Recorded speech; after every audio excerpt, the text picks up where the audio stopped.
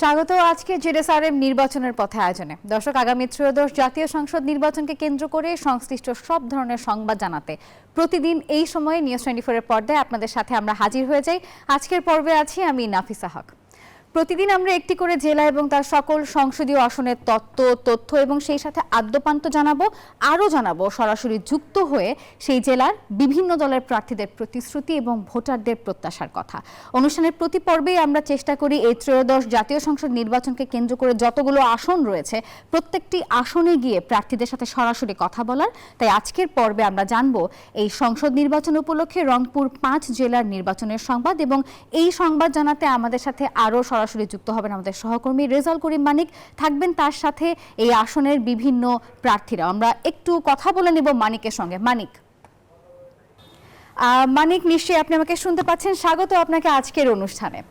আপনি যেমনটি জানেন যে এর আগেও আমরা বিভিন্ন আসন নিয়ে রংপুরে আপনার সঙ্গে আমরা যুক্ত হয়েছি, আমরা তুলে ধরেছি প্রার্থীরা নির্বাচন নিয়ে আসলে কি বলছেন, ভোটাররা কি বলছে এই সব কিছু নিয়ে। তো বিস্তারিত জানার জন্য আমি আপনার কাছে যেতে চাই যে কোন কোন প্রার্থী আপনার সাথে আজ উপস্থিত রয়েছে এবং কি বলছেন তারা নির্বাচন নিয়ে।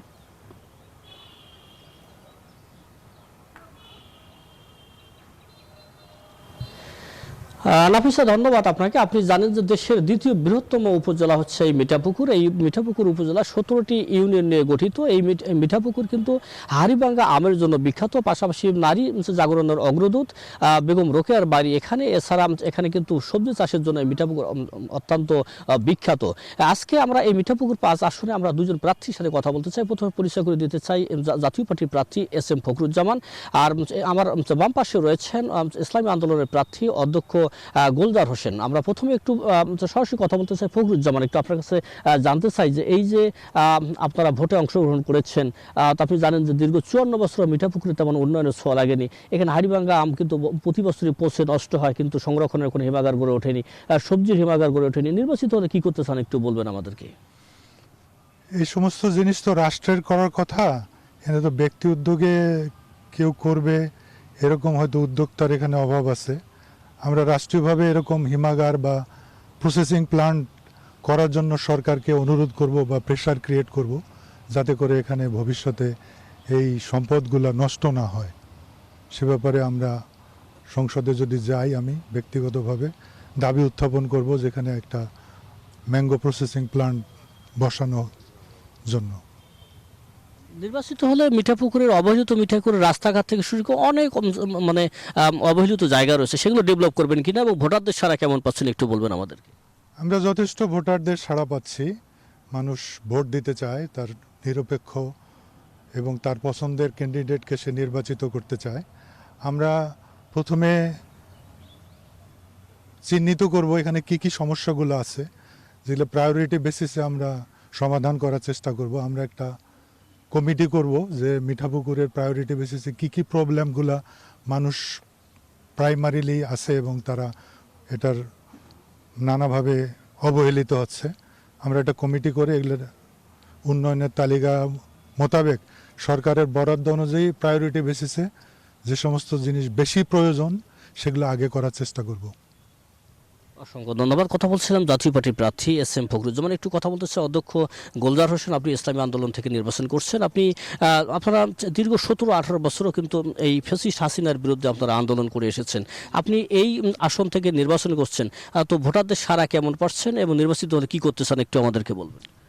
আলহামদুলিল্লাহ, সারা মোটামুটি ইসলামী আন্দোলন বাংলাদেশের পক্ষেই মানুষ মতামত দিচ্ছেন। আর নির্বাচিত হলে যেটা আমাদের দলের আর কি মূল বিষয়, ইসলাম দেশ মানবতার কল্যাণে দুর্নীতিমুক্ত একটি কল্যাণকর রাষ্ট্র গঠনের জন্য আমরা আপ্রাণ চেষ্টা করব বাস্তবায়নের জন্য। ভোটারদের সারা কেমন পাচ্ছে? ইনশাআল্লাহ আলহামদুলিল্লাহ আমাদের সাড়া যথেষ্ট আছে যে ভোট দিতে চায় হাত পাকা প্রত্যেকে। কারণ এই 54 বছর দেখছেন যে আসলে যে এখন ভোটাররা চাচ্ছেন যে আমাদের পীর সাহেব হুজুর যে এক বাক্সের ডাক দিচ্ছেন যে ইসলামের পক্ষে একটা বাক্স দেব, তো তাতে আমরা মোটামুটি সাড়া পাচ্ছি যে ইসলামের পক্ষেই তারা রায় দেবে এই আসনের জনগণ। একটি বিষয় জানতে চাই যে ইসলামী কোনো দল যদি রাষ্ট্র ক্ষমতায় আসে তাহলে নারীদের অধিকার হরণ করা হবে কিংবা এই ধরনের নানা কথা প্রচলিত আছে, কি মনে করেন আপনি? আমি মনে করি নারীদের অধিকারের বিষয়টা তো কোরআনেই নিশ্চিত করে দেওয়া আছে, তারা তো যথেষ্ট অধিকার সেই অনুযায়ী ভোগ করবেন। এই ধরনের কোনো কিছু কোরআনের বাইরে আমরা কোনো আইন পাশ করব না। কোরআনের পক্ষে যতটুকু নারীর স্বাধীনতা দেওয়া আছে সেই স্বাধীনতা অনুযায়ী তারা কাজ করবেন। ঘরের মধ্যে বসে থাকার জন্য তো নারীকে সৃষ্টিকর্তা সৃষ্টি করেনি, তাদের কর্মের মূল্যায়ন করতে হবে, কর্ম অনুযায়ী তারা যোগ্যতা অনুযায়ী কর্মসংস্থান তাদের ব্যবস্থা করা হবে। কথা বলছিলাম যে অধ্যক্ষ গুলজার হোসেন, একটু আবার আমরা কথা বলতে চাই জাতীয় পার্টির প্রার্থী। আসলে আপনি জানেন যে রংপুরের 6টি নির্বাচনী আসনই কিন্তু এই আপনার জাতীয় পার্টির জন্য উর্বর। তা আপনি যেহেতু এক্স প্রেসিডিয়াম মেম্বার ছিলেন জাতীয় পার্টির, তো জয়ের ব্যাপারে আসনগুলোতে আপনারা কতটা প্রত্যাশা বা কতটা আশাবাদী একটু বলবেন আমাদের? আমরা জয়ের ব্যাপারে শতভাগ আশাবাদী। সে ব্যাপারে হচ্ছে যদি প্রশাসন নিরপেক্ষ ভূমিকা পালন করে এবং কারো প্রতি যদি আনুগত্যশীল না হয়, তাহলে মানুষ যদি ভোটাধিকার প্রয়োগ করে, এখানের যে উর্বর ভূমি আছে জাতীয় পার্টির সেটা এখনও আছে, আশা করি আমরা এখানে বিপুল ভোটে জয়লাভ করতে পারবো। এর আগেও আপনি দুবার ইলেকশন করেছিলেন এই মিঠাপুকুর থেকে, তো এবারে জয়ের ব্যাপারে এই আসনের ভোটাররা কি ভাবছে একটু বলবেন আমাদের? ভোটাররা তাদের ভোটাধিকার প্রয়োগ করবে, তাদের পছন্দের ক্যান্ডিডেটকে ভোট দিতে চায়। সেক্ষেত্রে আমি একটু আগে বললাম যে প্রশাসন যদি নিরপেক্ষ থাকে এবং তার মানুষের যদি ভোটাধিকার হরণ করা না হয়, তাহলে আমরা জয়ের ব্যাপারে শতভাগ আশাবাদী। কথা বলছিলাম জাতীয় পার্টি প্রার্থী, আবারও একটু কথা বলতে চাই অধ্যক্ষ গুলজার হোসেন। একটু আপনার কাছে জানতে চাই যে ইসলামী আন্দোলন এই যে আন্দোলন করছে বিভিন্ন সময়ে, তো এই আন্দোলনের সাথে কিন্তু মিঠাপুকুর কিন্তু অনেকটাই জড়িত। আপনি নিজেও আপনার নেতৃত্বে আন্দোলন করেছেন। তো আসলে কিন্তু এই গত 54 বছর কিন্তু মিঠাপুকুরে কিন্তু তেমন কোনো উন্নয়ন হয়নি, সবজির জন্য বিখ্যাত। তো আসলে কি করতে চান, মানে ইসলামী দল হিসেবে নির্বাচিত হলে কি করতে চান এই মিঠাপুকুরবাসীর জন্য একটু বলুন। আসলে সরকারের আসলে উচিত যে আমাদের যে সমস্যাগুলো আছে সেই সমস্যাগুলো চিহ্নিত করে, যে সমস্যাগুলো মেজর এগুলো প্রাধান্য দেওয়া উচিত। আমাদের যেমন সবজির জন্য বিখ্যাত, আমাদের সরকারিভাবেই হিমাগার হওয়া উচিত সংরক্ষণের জন্য। আমের জন্য বিখ্যাত, এটা আসলে হিমাগার ছাড়া তো এগুলো সংরক্ষণ করা সম্ভব না। আসলে রাষ্ট্রীয়ভাবে এগুলোর সমস্যার সমাধান হওয়া উচিত বলে আমি মনে করি। মিঠাপুকুরের বাসিন্দা হিসেবে কি মনে করেন? না, অবশ্যই এটা হওয়া উচিত সংরক্ষণের বিষয়। ইতিপূর্বে অনেক প্রতিশ্রুতি দিয়েছে কাঁচা সবজি সংরক্ষণ করার, আম সংরক্ষণ করার, কিন্তু তার বাস্তবায়ন হয় নাই। অবশ্যই বাস্তবায়ন হওয়া উচিত বলে আমি মনে করি। এই যে মিঠাপুকুরে 17টা ইউনিয়ন রয়েছে, এই ইউনিয়নগুলোর অসংখ্য রাস্তাঘাট এখনও কাঁচা রয়েছে, তো এই যোগাযোগ ব্যবস্থার কোনো ডেভেলপ মানে ভূমিকা রাখবেন কিনা? তা তো অবশ্যই। আমি নির্বাচনের ব্যাপারে বিভিন্ন এলাকায় ঘুরেছি, তাতে দেখেছি যে আমাদের 50% রাস্তা এখনও কাঁচায় রয়ে গেছে। তো ইনশাআল্লাহ যদি ইসলামী আন্দোলনের পক্ষ থেকে আমরা ক্ষমতায় যেতে পারি, মিঠাপুরের এই রাস্তাঘাট যাতে আরও পাকা করা যায় সরকারি বরাদ্দ অনুযায়ী, তার আপ্রাণ চেষ্টা করা হবে ইনশাআল্লাহ। কথা বলতেছিলাম দুজন প্রার্থীর সাথে, তারা কিন্তু বলছিলেন তাদের ভাবনার কথা। আমরা আরেকটু জানতে চাই জনাব এস এম ফখরুজ্জামান, একটু আপনার কাছে জানতে চাই নারী জাগরণের অগ্রদূত বেগম রোকেয়ার বাড়ি কিন্তু এখানেই। তো এই নারী জাগরণের অগ্রদূতের যে জমিগুলো বেহাত রয়েছে, আপনি স্থানীয় এখানকার সচেতন মহল এর আগে ভোট করেছেন, কিন্তু সেগুলো ফেরত আনা হচ্ছে না বা উদ্ধারের কোনো সরকার পদক্ষেপ নিচ্ছে না, আপনি কি মনে করেন? এটা একটা যথাযথ পদক্ষেপ নেওয়া দরকার। যদি জমি সত্যি থেকে থাকে, তাহলে আমি ব্যক্তিগতভাবে এই জমি উদ্ধারের জন্য সরকারের সংশ্লিষ্ট মহলের সাথে বোঝাপড়া করে জমিগুলো উদ্ধার করার চেষ্টা করব, অবশ্যই করব এটা। কথা বলছিলাম দুজন প্রার্থীর সাথে, তারা বলছেন তাদের ভাবনার কথা। এই ছিল নাফিসা আমার কাছে মিঠাপুকুর থেকে সর্বশেষ খবর।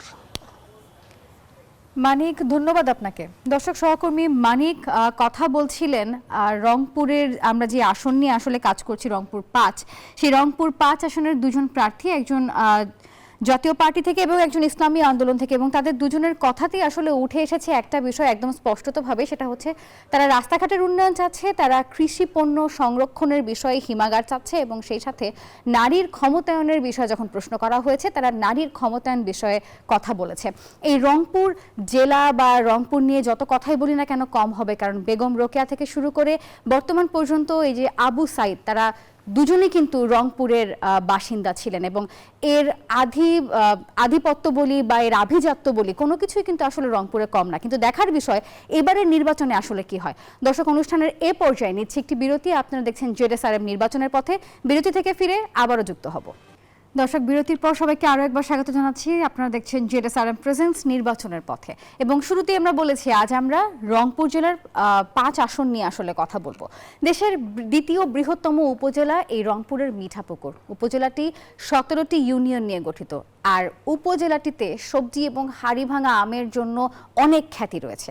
সেই সাথে এখানে রয়েছে মহিষী নারী এবং নারী জাগরণের অগ্রদূত বেগম রোকেয়ার বাড়িও। নানা সম্প্রদায়ের বসবাস এই মিঠাপুকুর উপজেলায় স্বাধীনতার 54 বছরও এখনো পর্যন্ত কোনো উন্নয়নের ছোঁয়া লাগেনি বললেই চলে। আর 24-এর বিপ্লবের পর যারা বঞ্চিত তারা মিঠাপুকুরের উন্নয়ন দেখতেই চান এবং এই মিঠাপুকুরের উন্নয়ন যারা করবেন তাদেরকেই ভোটাররা ভোট দিতে সবচেয়ে বেশি আগ্রহী। দর্শক, আমাদের সহকর্মী রেজাউল করিম মানিক তিনি একটি প্রতিবেদন পাঠিয়েছে, আমরা একটু প্রতিবেদনটি দেখে নেব। জাতীয় সংসদের 23 নং আসন রংপুর 5।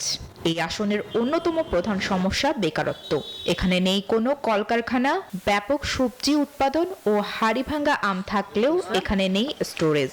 একই সাথে মানুষের যোগাযোগ ব্যবস্থার উন্নয়ন, সার্বিক নিরাপত্তা, কৃষি পণ্যের ন্যায্য মূল্য নিশ্চিতকরণ এবং কলকারখানা স্থাপনের দাবি বহুদিনের। এখানে রয়েছে মহিষী নারী, নারীর জাগরণের অগ্রদূত বেগম রোকেয়ার বাড়িও। দেশের দ্বিতীয় বৃহত্তম এই উপজেলা 17টি ইউনিয়ন নিয়ে গঠিত। এই আসনে মোট ভোটার সংখ্যা 4,39,700, পুরুষ ভোটার 2,18,347, নারী ভোটার 2,21,984, মোট ভোট কেন্দ্র 239টি। ভোটারদের প্রত্যাশা পূরণ করার পাশাপাশি নির্বাচিত হলে বঞ্চিত মিঠাপুকুরের উন্নয়নের প্রতিশ্রুতি দিচ্ছেন প্রার্থীরা। মিঠাপুকুরবাসী এখন আগামী জাতীয় সংসদ নির্বাচনে যে কাজগুলো করার দরকার সেই মিঠাপুকুরের মানুষকে সাথে নিয়ে সে কাজগুলো আমরা করতে চাই। দীর্ঘ 29 বছর ধরে এই আসনটি ছিল জাতীয় পার্টি ও আওয়ামী লীগের দখলে। তবে এবার আসনটি উদ্ধারে বিএনপি আগে থেকেই মাঠে নেমেছে জামাতে ইসলামী। এখানে প্রতিদ্বন্দ্বিতা বলবো না, এটা প্রতিযোগী হিসেবে আমরা মাঠে নামবো এবং সবাই নিজ নিজ বক্তব্য আমরা পেশ করব, জনগণের কাছে যাব এবং নির্বাচন সত্যিকার অর্থেই যেন একটা অর্থবহ নির্বাচন হয় এটা আমরা আশা করব। বর্তমান পরিস্থিতিতে অবস্থা নাজুক হলেও মাঠে আছে জাতীয় পার্টির প্রার্থীরা। তাদের দাবি, জাতীয় পার্টির দুর্গ হিসেবে পরিচিত রংপুরের ভোটাররা এবারও তাদের পাশে থাকবেন। জনগণের স্বতঃস্ফূর্ত সাড়া আছে এবং জনগণ চায় তাদের একটা প্রতিনিধি নির্বাচন করতে যে তাদের কল্যাণে কাজ করবে। এদিকে ভোটাররা বলছেন তারা পরিবর্তনের পাশাপাশি চান এলাকার উন্নয়ন। এমপি হিসাবে আমরা এমন একজন মানুষ চাই যে মানুষটা কোনো অহংকার থাকবে না, কোনো দুর্নীতি করবে না বা সন্ত্রাসী কাজে কোনো নিয়োজিত থাকবে না। আমরা সর্বদলীয় যোগ্য নেতা চাই, জনগণের পাশে থাকবে, আমাদের পীরগঞ্জবাসীর উন্নয়ন হবে, এই ধরনের আমরা একটা প্রার্থী চাই। গরিব দুঃখী মেহনতি মানুষের পাশে দাঁড়াবে, আমরা সেমন একজন প্রার্থী চাই। তরুণ ভোটার ও সনাতন ধর্মাবলম্বী ভোটাররা এই আসনের সমীকরণ বদলে দিতে পারে বলে বলছেন সচেতন মহল। Desk report, news 24।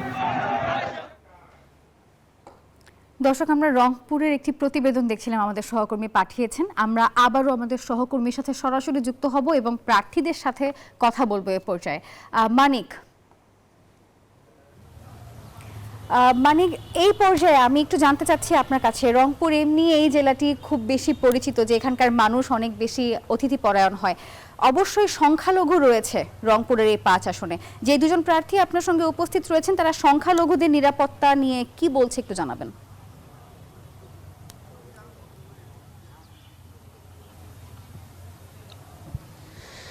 নাফিস, আমরা কথা বলছিলাম দুজন প্রার্থীর সাথে, তারা কিন্তু বলছেন তাদের ভাবনার কথা। আমরা একটু জাতীয় পার্টির প্রার্থী SM ফখরুজ্জামানের কাছে জানতে চাই যে মিঠাপুকুরে সাঁওতালপল্লী রয়েছে, হিন্দু ধর্মাবলম্বী সংখ্যালঘুরা রয়েছে, তো আপনি নির্বাচিত হলে তাদের নিরাপত্তা নিশ্চিতের ব্যাপারে কতটুকু ভূমিকা রাখবেন বলে বিশ্বাস করেন? আমি তো সবাইকে মানুষ হিসাবে দেখি, মাইনরিটি শব্দটা যে কেন আনছে আমি এটা জানি না।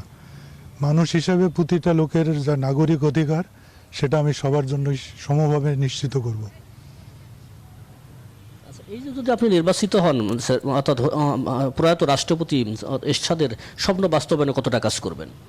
অবশ্যই আমি তো স্বপ্ন বাস্তবায়ন করার জন্য এরশাদের সৈনিক হিসাবে ওনার যে স্বপ্নগুলো আছে, প্রশাসনকে দোরগোড়ায় নিয়ে যাওয়া, বিচার ব্যবস্থা, প্রাদেশিক সরকার ব্যবস্থা, সবগুলোর জন্যই আমি আমার পার্টির সাথে যৌথভাবে কাজ করব। কথা বলছিলাম জাতীয় পার্টির প্রার্থীর সাথে, এবার একটু কথা বলতে ইসলামী আন্দোলনের প্রার্থী অধ্যক্ষ গোলজার হোসেন। আপনি জানেন যে এই যে আপনার ইসলামী দলগুলোকে কিন্তু সংখ্যালঘুরা সাধারণত মানে ভয়ের চোখে দেখে, এটি কিন্তু সচেতন মহলরা বলছেন। তো তাদের ব্যাপারে আপনি কতটা কাজ করবেন একটু বলবেন আমাদের?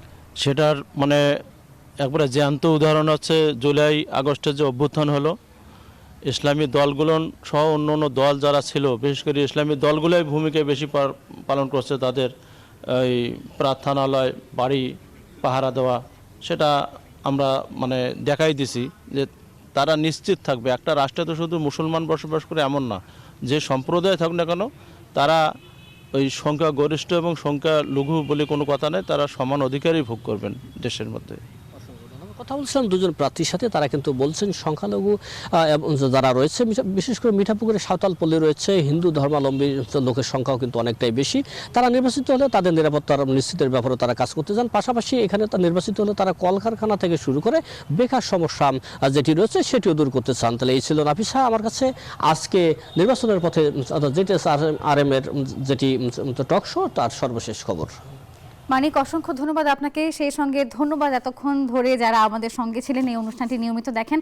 দর্শক, আজকের এই এপিসোড এই পর্যন্ত। দেখা হবে পরবর্তী দিন নতুন কোনো জেলা এবং নতুন কোনো আসনে নির্বাচনের আদ্যপান্ত নিয়ে। সে পর্যন্ত ভালো থাকুন এবং দেখতে থাকুন নিউজ 24।